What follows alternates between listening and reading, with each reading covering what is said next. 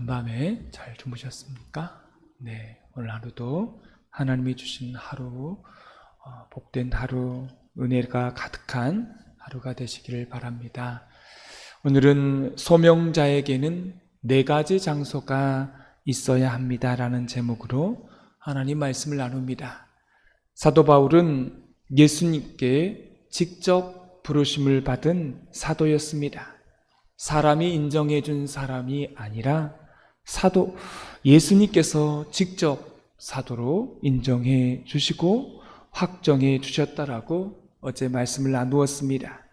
그 사도 바울에게는 소명의 반전이 있었습니다. 나는 율법을 위해서, 유대교를 위해서 부름받은 줄 알고 그렇게 지나치게 열심을 내어서 그렇게 했지만, 그런데 나중에 하나님께서 부르셔서 이제는 예수님을 위한 열심으로 바꾸어 주었다라고, 그렇게 반전이 일어났다라고 어제 함께 나누었습니다. 오늘 말씀에 보면, 그러면 소명을 받은 자가 반드시 거쳐야 되는 4가지 장소를 말하고 있습니다. 우리도 마찬가지입니다. 구원을 위한 부르심이 있고, 구원받은 자가 나중에 하나님의 일을 하는 사역을 위한 부르심을 받았다라고, 그러한 부르심을 받은 사람이 바로 우리들입니다. 이 2가지 부르심을 받은 우리가 이제 오늘 사도 바울이 장소를 거쳤던 그 4가지 장소를 우리도 거쳐야 된다는 것을 알게 됩니다. 여러분, 우리가 사역을 하면서 우리의 결함, 우리의 잘못된 부분, 부족한 부분들이 많이 있습니다. 그걸 우리가 볼 때에 이 4가지 장소를 거치지 않았기 때문에 그런 문제가 일어날 수 있습니다. 그래서 오늘 본문에서 사도 바울이 거쳐갔던 4가지 장소를 보면서 우리도 이 4가지 장소를 거치게 해달라고 하나님 앞에 기도하는 저와 여러분이 되었으면 좋겠습니다. 오늘 사도 바울이 거쳤던 첫 번째 장소는 아라비아 광야였습니다. 이곳에서 사도 바울이 3년을 지냈습니다. 사역의 현장, 그곳으로 곧바로 가서 사역한 것이 아니라 아라비아 그 사막 지역인 그곳에서 3년을 지내고 그 이후에 사역을 하게 된 것입니다. 사도 바울은 예수님을 만나고 눈이 멀어졌죠. 그리고 아나니아에 의해서 고침을 받은 후에 자신이 아라비아로 갔다라고 말했지만, 엄밀하게 말하면 성령님께서 사도 바울을 아라비아로 이끌어 가신 것입니다. 그 광야에서 사도 바울은 3년을 보내고 나서 이제 돌아와서 1차, 2차, 3차 그렇게 24년을 보내게 됩니다. 사랑하는 성도 여러분, 아라비아 광야는요, 사막입니다. 이 사막 한복판에 사도 바울을 집어넣고 3년 동안 거기서 보내게 합니다. 도대체 왜 하나님께서 이렇게 사도 바울을 광야, 이 사막 속에 3년을 보내게 하셨을까요? 이 아라비아 광야가 가지고 있는 2가지 의미가 있습니다. 첫 번째는 준비하는 시간이라는 뜻입니다.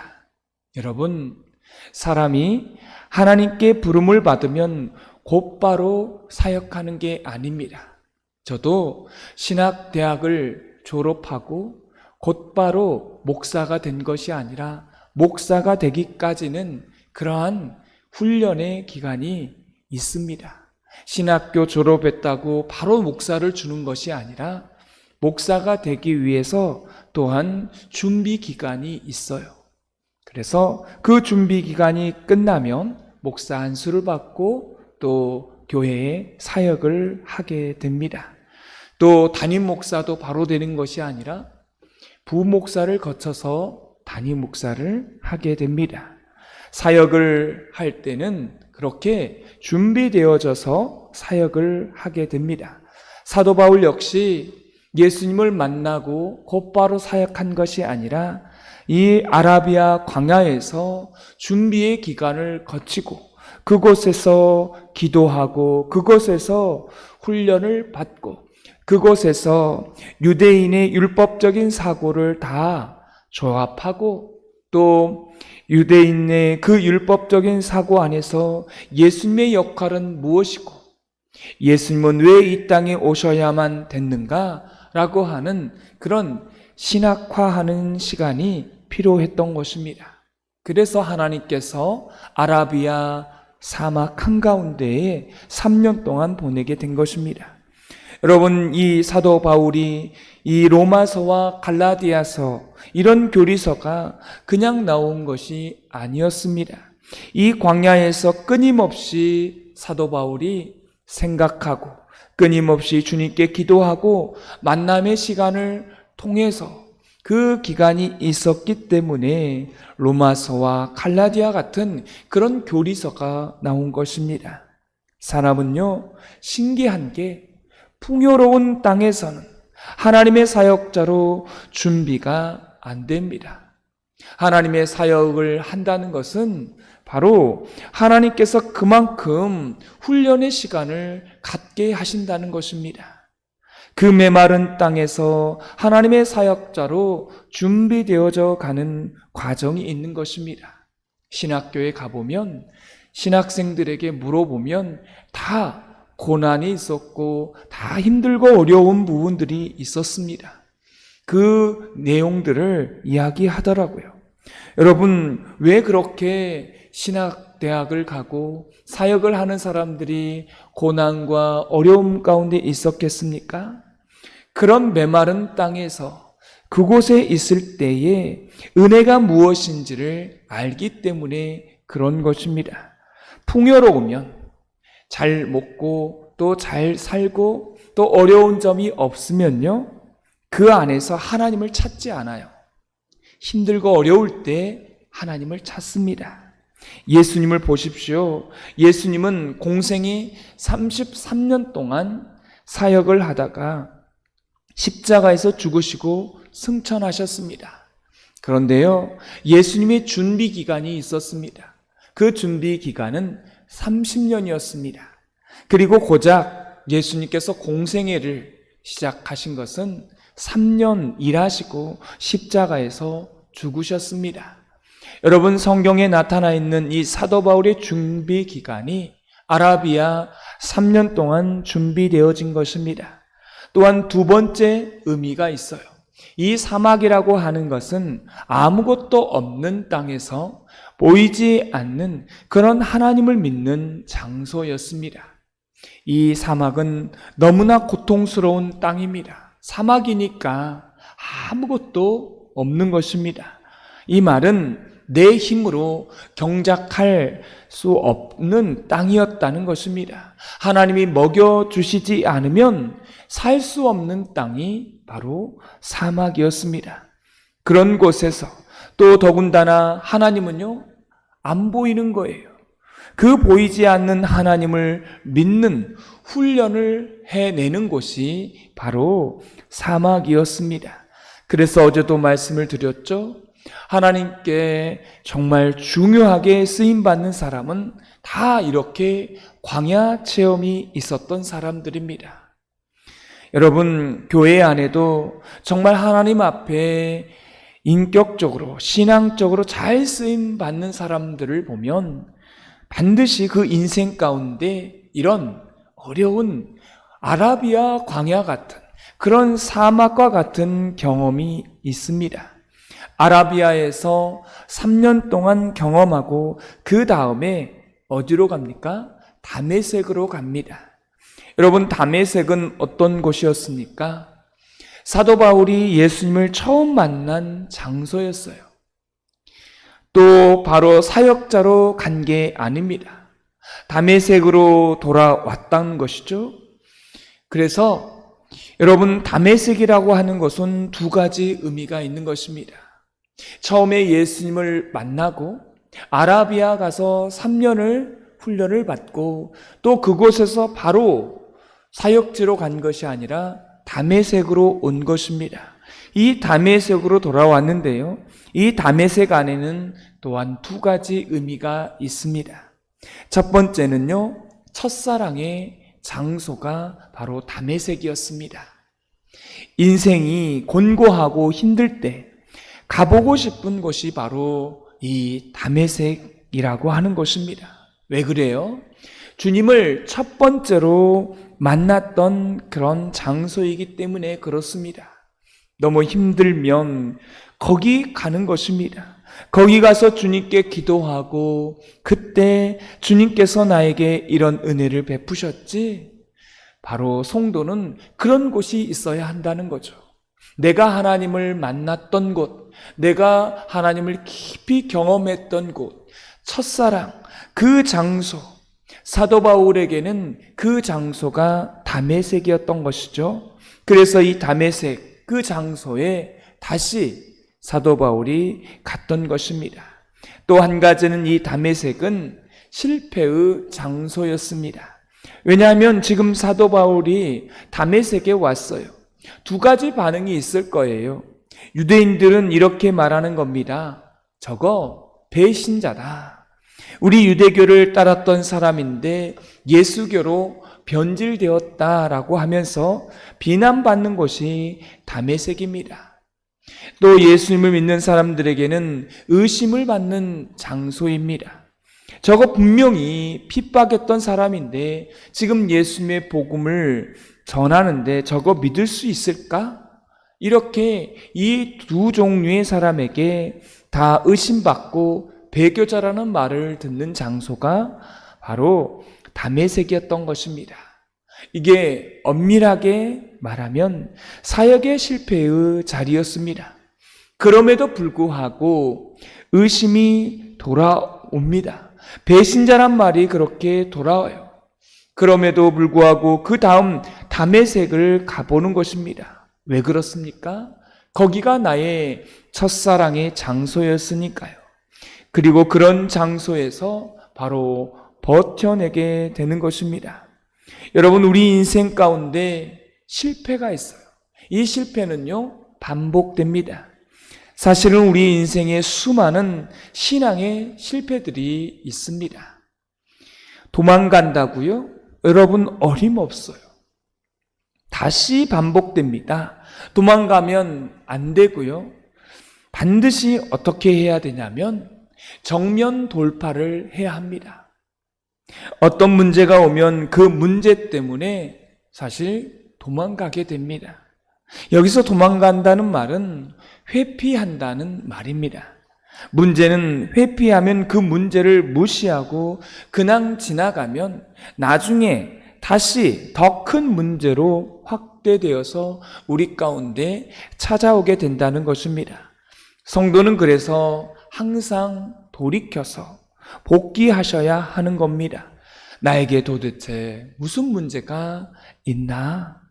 그리고 그 장소에 버텨내시면서 정면 돌파해야 되는 인생, 그 인생이 바로 그렇게 되어야 쳇바퀴 돌지 않는다는 것입니다. 다시 그러한 문제가 왔을 때 그 문제를 뛰어넘을 수 있는 것입니다.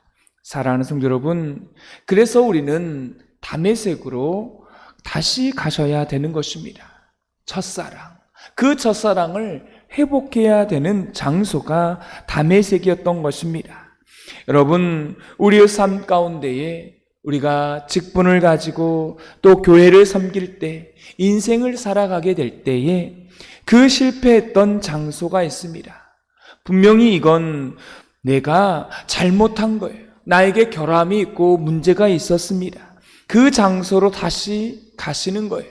가서 복귀를 하시고 그 문제가 동일하게 나에게 다가왔을 때 같은 방법으로 그 문제를 풀어가시면 안 되는 것입니다.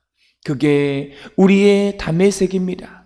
이걸 해내셔야 바로 신앙의 진보가 있는 것입니다. 아니면 그냥 쳇바퀴 돌듯이 계속 돌다가 그 원형의 쳇바퀴에 계속 돌다가 인생을 끝내게 되는 것입니다. 그렇기 때문에 어떤 문제가 왔을 때에 그 문제를 정면 돌파하시고 그 문제 가운데서 버텨내시고, 그래서 그곳이 첫사랑의 장소로 우리가 가서 그 장소 가운데 있을 때 분명히 우리의 신앙은 더 진보되고 더 나아지는 그러한 신앙이 될 줄 믿습니다. 오늘 세 번째 장소가 있어요. 사도 바울이 이 세 번째 장소로 또 갑니다. 18절 말씀을 다 같이 읽겠습니다. 그 후 3년 만에 내가 게바를 방문하고 예루살렘에 올라가서 그와 함께 15일을 머무는 동안, 사도 바울은 지금 아라비아에서 3년 동안 있다가 어디로 가죠? 다메섹으로 갔습니다. 그 다메섹으로 갔다가 이제 어디로 갑니까? 예루살렘으로 올라가게 됩니다. 근데 예루살렘에 올라갔는데 누구만 만났다고요? 예루살렘 교회의 담임 목사였던 야고보만 만나게 되었다는 것입니다. 여러분, 이 말씀을 그냥 받아들이시면 안 됩니다. 예루살렘에 올라가서 야고보를 만났나 보다, 이런 의미가 아닙니다. 이 예루살렘이라고 하는 곳은 기독교가 처음으로 시작된 영적인 장소입니다. 아주 중요한 곳은 이 기독교가 처음으로 시작된 영적인 장소예요. 지금으로 말하면 교회라고 생각하시면 됩니다. 여러분의 신앙의 중심지라고 생각하면 돼요. 그런데 이 바울이 예루살렘에 올라가서 자기 사역에 가장 중요했던 동역자였던 야고보를 만나게 됩니다. 여러분, 이것은 우리에게 주는 의미가 있어요. 여러분의 신앙 가운데 이곳은 나의 믿음의 고향이다 라고 말하는 예루살렘이 있어야 되고, 또 한 가지는 그 예루살렘에서 야고보와 함께 했다는 것이 중요합니다. 교회는 혼자 일하는 곳이 아닙니다. 교회를 유익하게 하고 교회를 건강하게 만드는 사람들의 특징이 있는데요, 그것은 함께 일할 줄 아는 사람입니다. 그래서 좋은 믿음의 사역자가 되고 싶거든 그렇게 함께 일하는 사람, 또 함께 일하는 법을 배워야 합니다. 이게 예루살렘의 체험이었던 것입니다. 오늘 마지막으로 사도 바울은 수리아, 길리기아로 갔다라고 말하고 있습니다. 여러분, 이 수리아와 길리기아는 이 장소에 뭐가 있냐면 다소가 있습니다. 다소라고 하는 지역이 있어요. 이 다소는 사도 바울의 고향이었습니다. 사랑하는 성도 여러분, 그 고향 안에는 누가 있겠어요? 자기의 친척, 이웃들이 있었겠죠. 사도 바울은 항상 이렇게 말했습니다. 로마서 9장 3절에 보면 나의 형제 곧 고륙의 친척을 위하여 내 자신이 저주를 받아 그리스도에게서 끊어질지라도 원하는 바노라. 무슨 이야기입니까? 내 가족과 내 친족, 내 가장 가까이 있는 사람들, 그 사람들에게 먼저 복음을 전하기를 원했다는 뜻입니다. 내 주변의 사람, 가까이에 있는 가족들, 그 사람들에게 전도하기를 원했던 것입니다. 자기 목숨을 끊을 정도로 그렇게 고백하고 있어요. 사도 바울은 그렇게 전도하기 힘든 삶이 바로 가족들이었는데, 그 가족들에게 전도가 되어지는 그러한 삶을 살기를 원했다는 것입니다. 여러분, 우리 삶 가운데에 가장 전도하기 어려운 곳이 어디입니까? 우리 가장 가까이 있는 이웃들, 가족들, 친척들을 바로 이런 분들에게 우리가 복음을 전하기가 참 어려워요. 왜 전하기가 어려울까요? 그것은 우리의 삶이 바로 따라 주어야 되기 때문에 그렇습니다. 우리의 삶이 따라 주어야 전도할 수 있어요. 그런데 우리의 삶이 따라주지 않으면 전도하기가 참 어렵습니다. 너나 믿어라, 이런 식으로 이야기를 하는 것이죠. 오늘 이렇게 사도 바울이 자신의 고향인 다소에 갔습니다. 그렇게 전도하기 힘든 그런 지역 가운데 자기 고향 땅에 가서 복음을 전했던 것입니다. 이렇게 소명자로서 사도 바울은 4가지 장소를 거쳤던 것입니다. 이 4가지 장소를 다 거쳤을 때 그제서야 사도 바울은 1차, 2차, 3차 전도 여행을 마치고 로마에 입성하여서 순교하며 그렇게 마지막 여생을 보냈던 것입니다. 결국 수많은 성경을 기록했고 하나님의 사역자가 된 것은 이렇게 4가지 장소를 거치고 그렇게 전도 여행을 마치고 그렇게 그 인생을 하나님 가운데 부름을 받은 것입니다. 하나님의 부르심을 받은 소명자는 이 4가지 장소를 잘 거쳐야 합니다. 우리도 이 4가지 장소를 거쳐서 소명자의 삶을 살아가게 되기를 주님의 이름으로 축원합니다. 오늘 말씀의 느낌과 깨달은 점을 적어보시고 해야 될 것과 하지 말아야 될 것 한 가지 적어보시고 이 말씀대로 사는 하루가 되게 달라고 기도하는 시간 갖겠습니다. 하나님 아버지, 오늘 하루 우리에게 선물로 주셨습니다. 선물로 주신 이 하루를 귀하고 값지게 살아가기 위해 오늘 또 이 새벽에 하나님 앞에 나와 기도합니다. 기도함에 있어서 하나님의 말씀을 붙들고 기도합니다. 아라비아 광야로 가서 다메섹으로 가서 예루살렘으로 가서 또한 길리기아 타소로 가서 이렇게 사도 바울은 소명을 받고 4가지 장소로 거쳐서 비로소 사역자가 되었습니다. 하나님의 나라 복음을 1차, 2차, 3차 전도여행을 통해 24년의 사역을 하였습니다. 하나님, 그렇게 소명을 받고 사역을 하기 전에 이러한 과정을 다 거쳐갔습니다. 하나님, 사도 바울과 같이 이런 사역자, 이런 사역을 하기 위해 이런 4가지 장소를 거쳤던 것처럼 우리의 삶도 이런 4가지의 삶을 거쳐 소명자의 삶으로 살아가는 저희들 되게 하여 주옵소서. 오늘 하루도 하나님이 주신 이 선물을 잘 살아낼 수 있는 한 날 되기를 원하옵고 예수 그리스도의 이름으로 기도드리옵나이다. 아멘.